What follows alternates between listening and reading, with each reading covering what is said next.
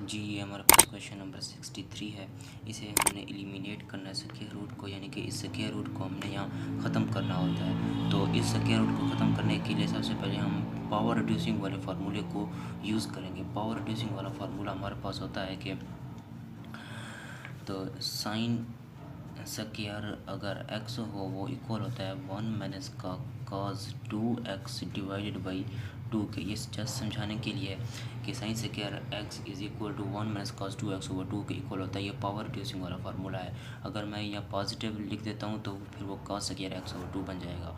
तो सिंपली अब मुझे इस फार्मूले से मैंने इसकी वैल्यू निकालनी है, 1 माइनस cos x ओवर 2 की वैल्यू निकालनी है। तो सबसे पहले जो है मैं इसे लिखता हूँ, इस 2 को इस तरफ लिखता हूँ कि ये 2 साइन स्क्वायर x, इस 2 को मैंने इसे मल्टीप्लाई कर दिया होगा 1 माइनस का cos 2x। अब मुझे वैल्यू चाहिए 1 माइनस cos s की, तो यहाँ से मैं इस 2 को ख़त्म करना है मुझे। तो इस 2 को ख़त्म करने के लिए cos के एंगल को मैं 2 पर डिवाइड कर दूंगा और इसके साइन के एंगल को भी मुझे फिर 2 पर डिवाइड करना होगा। अब देखें फिर 2 से 2 कैंसिल होता है, तो यहाँ से मैं लिखता हूँ कि sine square x over 2 is equal to 1 minus का cos x। अब देखें 2 से 2 कैंसिल हो जाएगा। अब यहाँ जो मल्टीप्लाई हो रहा था मैंने इसे यहाँ डिवाइड कर दिया। अब देखें सिंपली मेरी यहाँ से वैल्यू जो है मैंने निकाल लिया है 1 माइनस cos x ओवर 2 की वैल्यू। अब सिंपली मैं इसकी अंडर रूट ले लेता हूँ क्योंकि मेरे पास क्वेश्चन जो है अंडर रूट में था।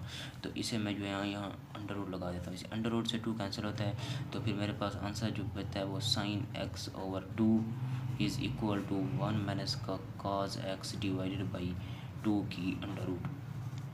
अब इसका जब भी हम किसी चीज़ की अंडर रूट निकालते हैं तो उसका आंसर जो है पॉजिटिव नेगेटिव में आता है। हमने ये देखना है कि इसके साइन x ओवर 2 के साथ पॉजिटिव एंगल बनता है या नेगेटिव। तो यहाँ से मैं इसे लिखता हूँ कि 0 टू 2 पाई। तो इसकी वैल्यू मैंने निकाली है कि 1 माइनस cos x ओवर 2 की अंडर रूट, जिनकी वैल्यू जो है साइन x ओवर 2 के इक्वल है, और ये dx मैंने लगा लिया। अब मैंने यहाँ ये डिफाइन करना है कि ये साइन के साथ एंगल पॉजिटिव यूज़ होगा या नेगेटिव यूज़ होगा। अब देखें साइन के साथ पॉजिटिव हमारे पास लिमिट दी गई 0 टू 2 पाई, यानी कि 0 से लिमिट दी गई है हमारे पास 2 पाई तक लिमिट। 0 से 2, ये नेगेटिव नहीं है, 0 से 2 पाई के तक जो है लिमिट है। तो अगर मैं ये साइन x ओवर 2 के मैं साइन x ओवर 2 मैं अगर यहाँ x की जगह 0 से 2 पाई के दरमियान जितने भी पॉइंट्स हैं, जितने भी वैल्यू हैं, अगर मैं वहाँ x की वैल्यू x की जगह वहाँ पॉइंट दर्ज करता हूँ तो साइन x का जवाब या तो पॉजिटिव में आता है या तो नेगेटिव में आता है। अगर जो जवाब पॉजिटिव में आ जाए तो फिर इसके साथ मैं पॉजिटिव लगाऊंगा। अगर यहाँ 0 साइन x ओवर 2 में अगर 0 से 2 पाई के दरमियान जितने भी पॉइंट्स हैं वहाँ वैल्यू दर्ज करता हूँ, अगर नेगेटिव आंसर आता है तो फिर मैं नेगेटिव लगाऊंगा। अब देखें अगर मैं साइन अगर 0 से 2 पाई के दरमियान 0 से यानी कि 360 के दरमियान जितने भी पॉइंट्स आते हैं, तो फर्ज कर मैं 200 को पुट करता हूँ, 200 x की जगह 200 ओवर 2, तो ये मेरे पास आंसर बनेगा sine 100 which is equal to 0.98 something जो इक्वल है। तो ये देखें तो ये फिर आंसर मेरे पास पॉजिटिव में आया है, तो इसी वजह से मैं यहाँ फिर पॉजिटिव लगाऊंगा। अगर मेरे पास यहाँ आंसर नेगेटिव में आता तो मैं आंसर जो है यहाँ नेगेटिव में लगाता। अब सिंपली हमने इसको सब्स्टिट्यूट करना है, आगे सॉल्व करना फिर ईजी है। तो साइन एक्स हम जानते हैं कि साइन एक्स का इंटीग्रेशन जो होती है वो नेगेटिव कॉज एक्स होती है, तो इसकी negative cos x over 2 integration बनेगी। अब हमने अगर तो यहाँ एक्स होता फिर तो हम क्वेश्चन को छोड़ देते हैं, क्योंकि अब हमने कॉज को इग्नोर करके इस x ओवर 2 का इनर डेरिवेटिव लेना है। इस x ओवर 2 का इनर डेरिवेटिव हमारे पास फिर क्या बनेगा 1 ओवर 2। 1 ओवर 2 को मैं नीचे डिवाइड करता हूँ। 1 ओवर 2 कैसे बनता है अंडर रूट, तो इस तरह से बनता है। ये देखें कि ये d ओवर डी एक्स है, तो ये x ओवर 2 है। अगर मैं इस cos को इग्नोर करके फिर x ओवर 2 का इनर डेरिवेटिव लेना पड़ता है, तो मैं इसका इनर डेरिवेटिव जब लूँगा तो 1 ओवर 2 यहाँ से फिर कांस्टेंट है, इसमें बाहर निकालता हूँ d ओवर डी एक्स, बाकी हमारे पास x बनता है। हम जानते हैं कि x का जो डेरिवेटिव होता है वो 1 होता है, फिर 1 ओवर 2 आंसर आता है। फिर इंटीग्रेशन में मैं 1 ओवर 2 को डिवाइड करता हूँ।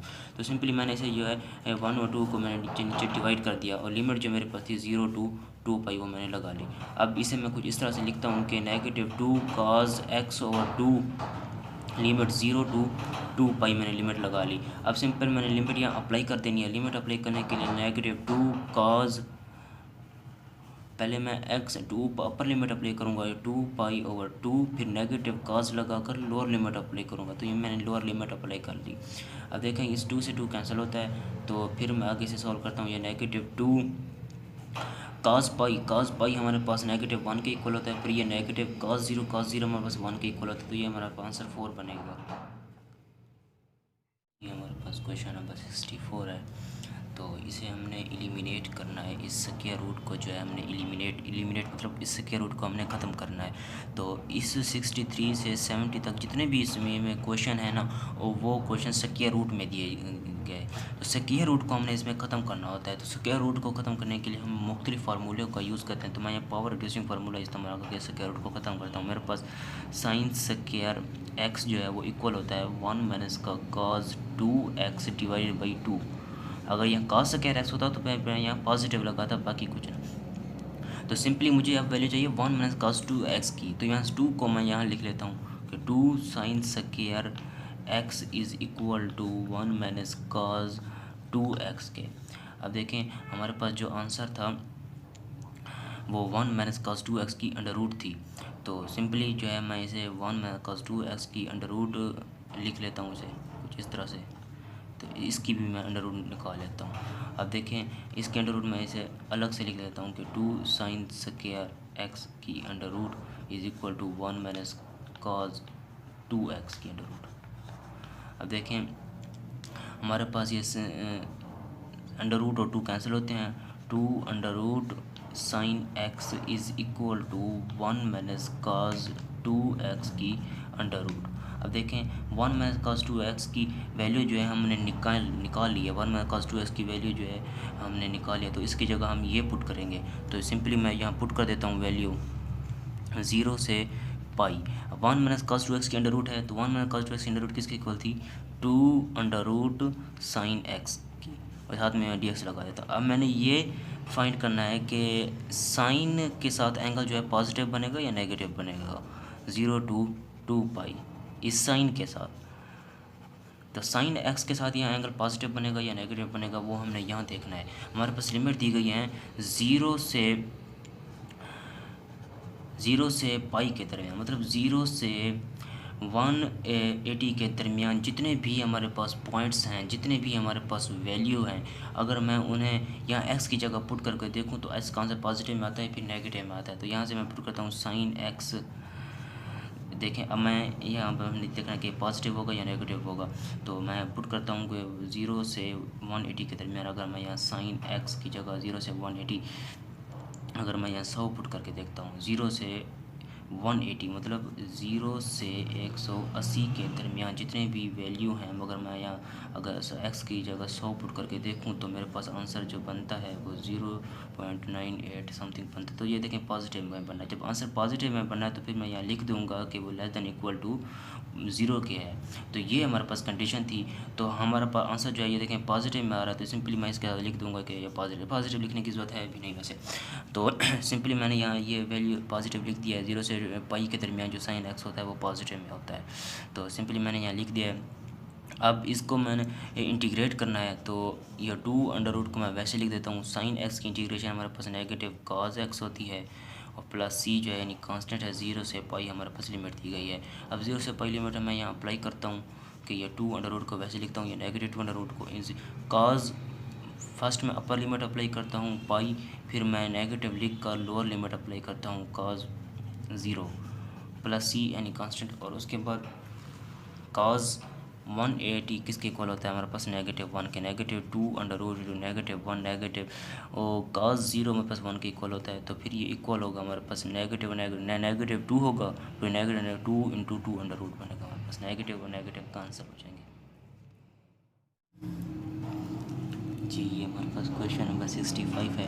तो इसे आप देखिए यहाँ पर जो है पॉजिटिव है, पॉजिटिव के लिए फिर मैं cos वाला फार्मूला इस्तेमाल करूँगा। पावर रिड्यूसिंग फार्मूले के मुताबिक जब पॉजिटिव होता है तो cos वाला फार्मूला इस्तेमाल करते हैं हम।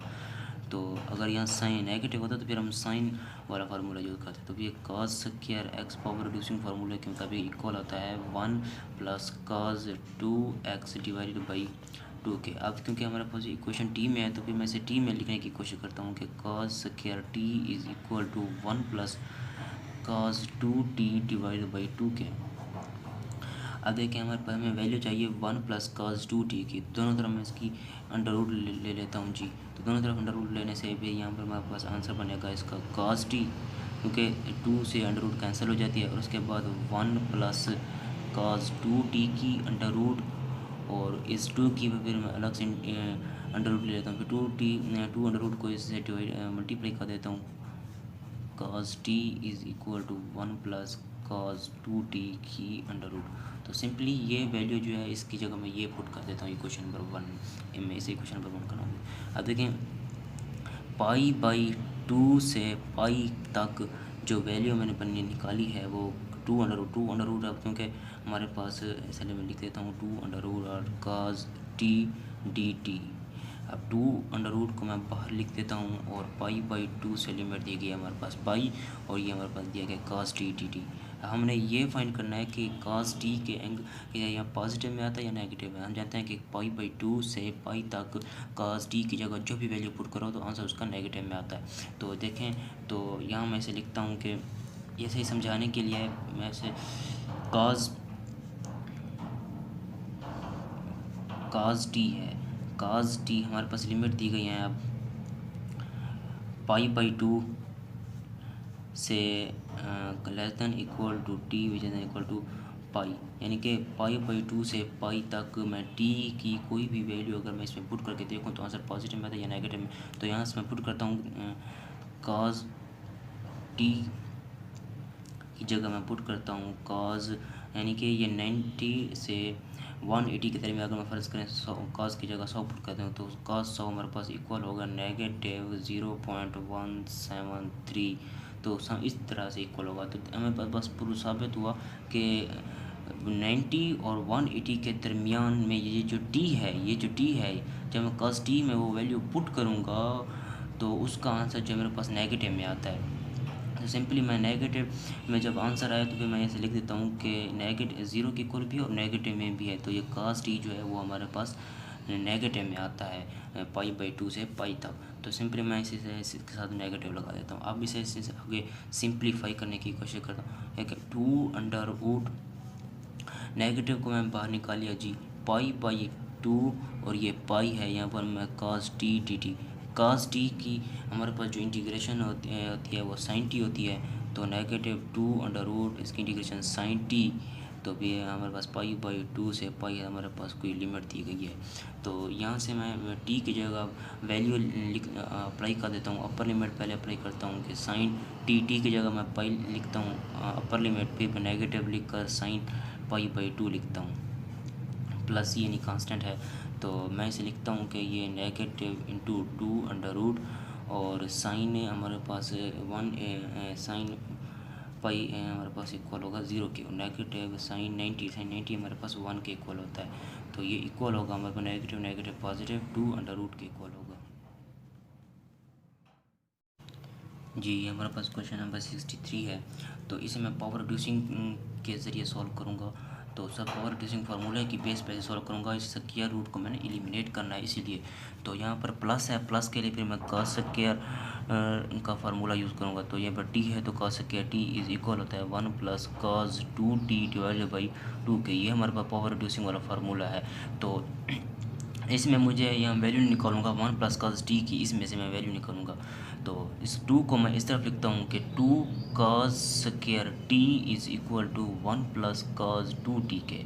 अब हमारे पास हमें वैल्यू चाहिए cos t की, तो यहाँ से हमारे पास 2 है, 2 cos t है। तो इस 2 को ख़त्म करने के लिए मैं इसे नीचे इस एंगल को 2 पे डिवाइड कर देता हूँ। अब 2 से 2 कैंसिल होगा, तो फिर ये 2 cos square t over 2 is equal to 1 plus cos t, फिर हमारे पास आंसर बचेगा। अब यहाँ से मैं इसकी जो है अंडर रूट निकाल देता हूँ। अब यहाँ से इसकी अंडर रूट लेनी होगी मुझे, तो इसकी अंडर रूट बनेगी 2 cos t over 2 is equal to 1 plus cos t की अंडर रूट। अब देखिए हमने 1 प्लस cos t की अंडर रूट की वैल्यू जो है हमने निकाल लिया है, वो हमारे पास ये बनी है। तो इसकी जब अलग से मैं वो लूँगा अंडर रूट, तो ये 2 अंडर रूट, तो इसकी 2 अंडर रूट से 2 और अंडर रूट कैंसिल हो जाएगी, cos t और 2 बचेगा। तो यहाँ से मैं वैल्यू जो है यहाँ पर पुट कर देता हूँ। हमारे पास लिमिट दी गई है नेगेटिव पाई से 0, यानी कि नेगेटिव 180 से 0 तक। तो 2 अंडर रूट और cos t और 2 और साथ में dt। अब मैं इस 2 अंडर रूट को कांस्टेंट है तो इसे मैं बाहर लिखता हूँ, नेगेटिव पाई से 0 cos t और 2 dt। अब हमने ये देखना है कि cos t/2 का ये पॉजिटिव में होगा या नेगेटिव में, नेगेटिव पाई/2 तक, नेगेटिव पाई से 0 तक अगर मैं जितने भी वैल्यू को जो है यहाँ पुट करूँ तो एंगल जो है मेरे पास जवाब जो है पॉजिटिव में आएगा। तो भैया इसमें जो है पॉजिटिव लगा दें, यानी कि -180 से 0 तक अगर मैं यहाँ टी की जगह कोई इनके दरमियान वाले पॉइंट्स टी की जगह पुट करता हूँ तो cos t/2 आंसर उसका पॉजिटिव में देगा। तो सिंपली मैंने यहाँ लिख दिया कि ये पॉजिटिव में, अगर नेगेटिव में देता तो भैया नेगेटिव लगा देते जी। और उसके बाद cos t/2, cos हम जानते हैं कि cos की जो इंटीग्रेशन होती है वो हमारे पास साइन होती है। तो यहाँ से मैं यहाँ लिखता हूँ कि साइन t/2। अब t/sin को इग्नोर करके t/2 होगी, फिर इनर डेरिवेटिव मेरे पास 1/2 बनेगी। तो उसके बाद फिर हमारे पास लिमिट दी गई नेगेटिव पाई से 0 प्लस c यानी कांस्टेंट। उसके बाद मैं 2 को इस तरफ लिखता हूँ, ऊपर जब मैं इसे लिखूँगा तो ये डिवाइड होगा, multiply 2√sin t/2 limit negative पाई से 0 तक हमारे पास एक लिमिट दी गई है। तो सिंपली मैं से यहाँ लिमिट अप्लाई कर देता हूँ इनटू साइन टी हमारे पास 0 है, फिर मैं नेगेटिव लिख कर लोअर लिमिट अप्लाई करूँगा t और 2, हाँ जी, साइन t हमारे पास जो है नेगेटिव पाई/2 के इक्वल होगा। फिर अब हमने यहाँ ये देखना है कि 2 × 2 √sin 0, तो ये sin 0 होगा तो sin 0 हमारे पास इक्वल होता है 0 के, और फिर नेगेटिव और नेगेटिव पॉजिटिव होंगे, sin पाई/2 यानी कि sin 90 हमारे पास इक्वल होता है 1 के।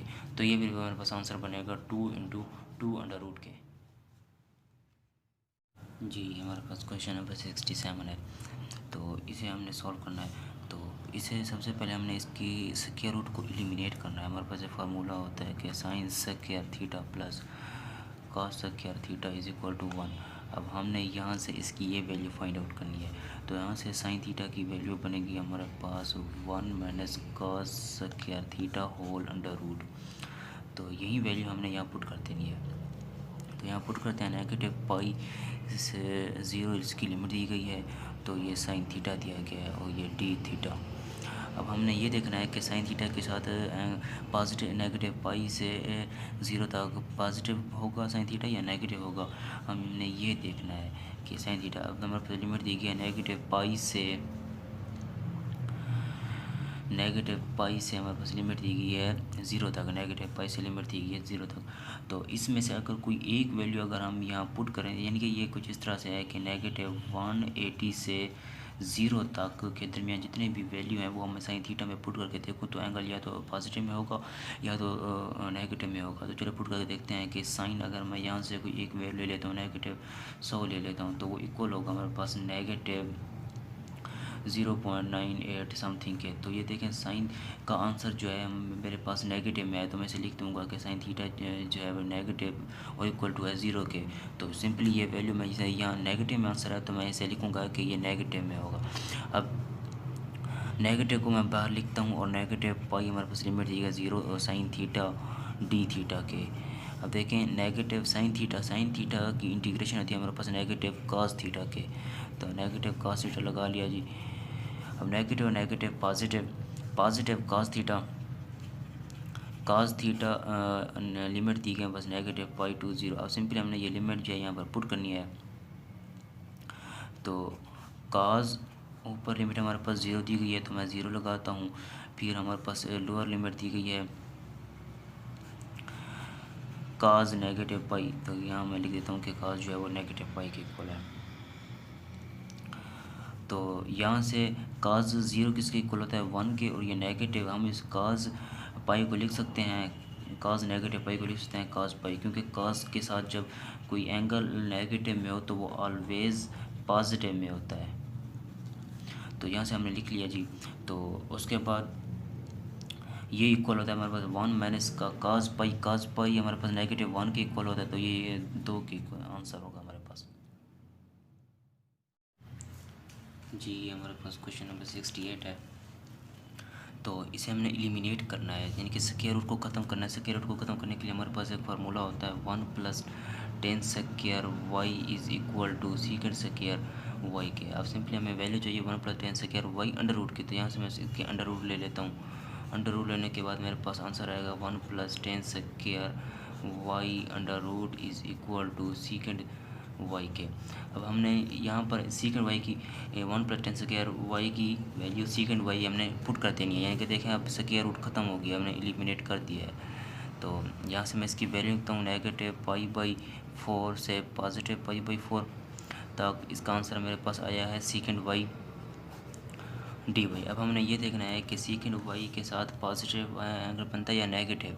तो सीकेंड वाई यानी कि 1/cos वाई, तो हम देखते हैं कि ये सीकेंड वाई है पॉजिटिव होता है या नेगेटिव। हमारे पास लिमिट दी गई है -π/4 से जो वाई है वो π/4 तक है, यानी कि ये -45 से +45 तक है हमारे पास। इसमें हमने ये देखना है कि ये सीकेंड वाई पॉजिटिव होगा या नेगेटिव होगा, नेगेटिव π/4 से π/4 तक पॉजिटिव होगा या नेगेटिव। तो हम इसे कुछ इस तरह देते हैं, सीकेंड वाई को मैं लिख सकता हूँ 1/cos वाई।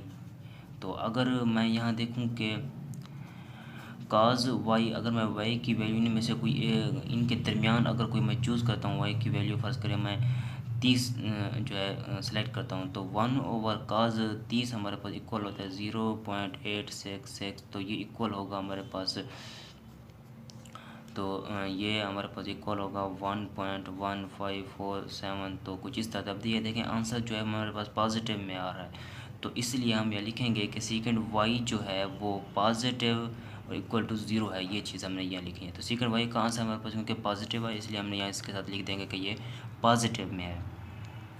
अब हमने इसको सॉल्व करना है, तो इसको सॉल्व करते हैं। हम जानते हैं कि सीकेंड वाई की जो इंटीग्रेशन होती है वो इक्वल होती है natural log of secant y + 10 y के। और सिंपली आगे हमारे पास लिमिट है -45 से +45 तक। अब हमने ये लिमिट अप्लाई कर देना है just. Log natural log of secant y को मैं लिखता हूँ कि सीकेंड पर अपर लिमिट अप्लाई करता हूँ कि π/4, फिर मैं 10 में भी π/4 को पुट करता हूँ, फिर मैं नेगेटिव नेचुरल लॉग लिख के लोअर लिमिट का अप्लाई करता हूँ कि सीकेंड -π/4 + 10 इंटू -π/4।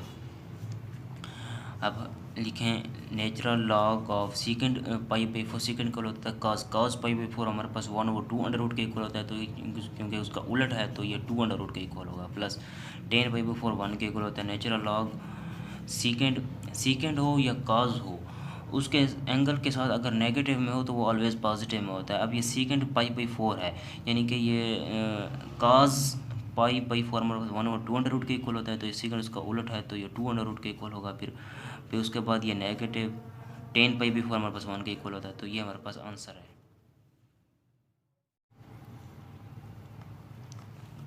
जी, ये हमारे पास क्वेश्चन नंबर 68 है। जो प्रीवियस क्वेश्चन था वो 69 था, तो हम इसे सॉल्व करते हैं। जिसे हमें एलिमिनेट करना है, इसकी स्क्वायर रूट को ख़त्म करना है। तो स्क्वायर रूट को ख़त्म करने के लिए हमारे पास एक फार्मूला होता है कि sin square theta plus cos square theta is equal to 1 के। यहाँ से हमने 1 में sin square theta under root की वैल्यू निकालनी है। तो cos थीटा इक्वल होगा हमारे पास 1 - sin स्क्वायर थीटा की अंडर रूट। अब सिंपली cos थीटा की वैल्यू हमने यहाँ पुट कर देनी है। तो π/2 से लिमिट दी गई है पाई तक, यानी 90 से 180 तक लिमिट मैंने दी है। तो यहाँ पर मैं लिखता हूँ cos थीटा और ये d थीटा वैसे लिख दिया मैंने। अब cos थीटा हमने फाइंड ये करना है cos थीटा पॉजिटिव है या नेगेटिव है π/2 से पाई तक। तो हमने इसे कुछ अलग रफ पे जो है सॉल्व कर लेते हैं कि cos थीटा जो है पॉजिटिव है या नेगेटिव है। हमारे पास लिमिट दी गई है π/2 से हमारे पास लिमिट है पाई तक। तो ये देखें, यानी कि ये 90 से लिमिट दी गई है हमारे पास 180 तक, यानी कि 90 से 180 के दरमियान जितने भी वैल्यू हैं अगर मैं cos थीटा की जगह पुट करके देखूँ तो वो तो आ जाए, तो जवाब पॉजिटिव में आएगा या नेगेटिव में आएगा। तो cos अगर मैं यहाँ cos 90 से 180 के दरमियान अगर मैं cos कोई वैल्यू फ़र्क करें मैं 100 पुट करके देखता हूँ, तो इसका आंसर जो मेरे पास बनेगा वो नेगेटिव 0.173 समथिंग, तो ये नेगेटिव में आंसर आया है। तो फिर मैं यहाँ लिखूँगा कि cos थीटा नेगेटिव है और 0 के भी इक्वल है, तो cos थीटा का आंसर जो है वो π/2 और पाई के दरमियान जो है वो नेगेटिव में आता है। तो सिंपली ये वैल्यू जो है मैं यहाँ पुट कर देता हूँ कि नेगेटिव में है, तो यहाँ मैं नेगेटिव लिखूँगा। अब नेगेटिव को मैं बाहर लिखता हूँ और π/2 से पाई तक जो है मेरी एक लिमिट दी गई है cos थीटा डी थीटा के।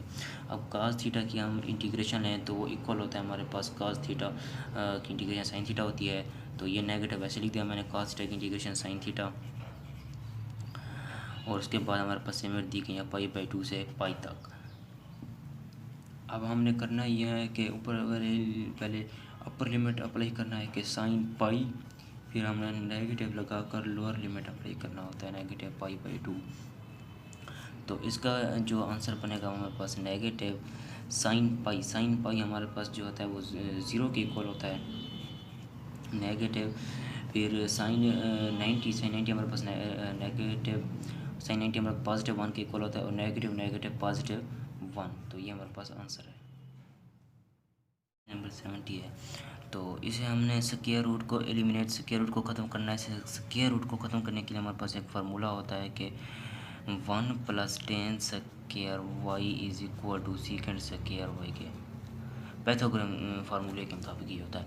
तो यहाँ से हमने सीकेंड स्क्वायर वाई -1 को फाइंड आउट करना है।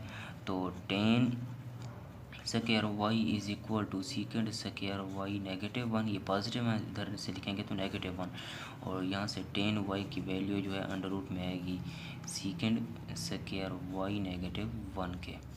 तो सिंपली हमने ये वैल्यू सीकेंड स्क्वायर वाई -1 की वैल्यू हमने निकाली है कि वो 10 वाई की इक्वल, तो 10 वाई को हमने यहाँ लिख देना है -π/4 से 0 इसकी लिमिट दी गई है। तो यहाँ मैं 10 वाई की वैल्यू जो है पुट कर देता हूँ, और साथ में dy। अब हमने देखना है कि 10 वाई नेगेटिव 45 से पॉजिटिव 0 तक पॉजिटिव में है या नेगेटिव में है 10 वाई। तो यहाँ से इसे मैं कुछ इस तरह से लिखता हूँ कि ये 10 वाई है, इसे मैं मालूम करूँगा ये 10 वाई पॉजिटिव में या नेगेटिव। हमारे पास लिमिट दी गई है नेगेटिव π/4 से लिमिट जो दी गई है वो 0 तक लिमिट दी गई है, यानी कि ये -45 से लिमिट हमारे पास 0 तक है। यानी कि इन -45 से 0 तक के दरमियान जितने भी वैल्यू हैं, अगर मैं वो 10 वाई के में पुट करके देखूं तो उसमें मेरा आंसर या तो पॉजिटिव में आएगा या नेगेटिव में आएगा। तो ये पुट करके देखते हैं कि 10 वाई है हमारे पास, इसमें से मैं कोई -45 से 0 तक वैल्यू फर्ज करें, मैं -30 पुट करके देखता हूँ। तो -30 मेरे पास ये इक्वल होगा -0.57। तो आंसर जो है हमारे पास नेगेटिव में आ रहा है, तो इसीलिए इसे मैं लिखूँगा कि 10 वाई जो है वो नेगेटिव में है और इक्वल टू 0 है। तो यहाँ इसके साथ फिर मैं ये लिखूँगा कि ये नेगेटिव में है। तो इस नेगेटिव को मैं बाहर लिखता हूँ, और फिर लिमिट दी गई है हमारे पास -45 यानी कि 5/4 से 0 तक, और 10 वाई डी वाई के। अब इसकी सिंपली हमने इंटीग्रेशन ले लेनी है। तो 10 वाई की इंटीग्रेशन हमारे पास इक्वल होती है negative natural log of cos y के प्लस सी के, या इसकी इंटीग्रेशन का दूसरा फार्मूला भी है कि natural log of secant y plus c भी होती है। तो इस नफ़ी को ख़त्म करने के लिए हमने इसे नेगेटिव में लिखा, तो negative negative positive log cos y limit दी गई है -π/4 से 0 तक। तो अब हमने करना ये है कि log लिखते हैं cos, फर्स्ट अपर लिमिट लिखते हैं 0, फिर नेगेटिव लिखकर cos लोअर लिमिट -π/4। तो नेचुरल लॉग इंटू cos 0 हमारे पास 1 के इक्वल होता है नेगेटिव, और ये cos -π/4 यानी कि cos π/4 है। ये जब नेगेटिव में हो cos के एंगल के साथ वो ऑलवेज पॉजिटिव होता है। तो cos π/4 किसके इक्वल होता है हमारे पास 1/2 अंडर रूट के इक्वल होता है। तो यहाँ से हमारे पास जो वैल्यू बनेगी, यहाँ से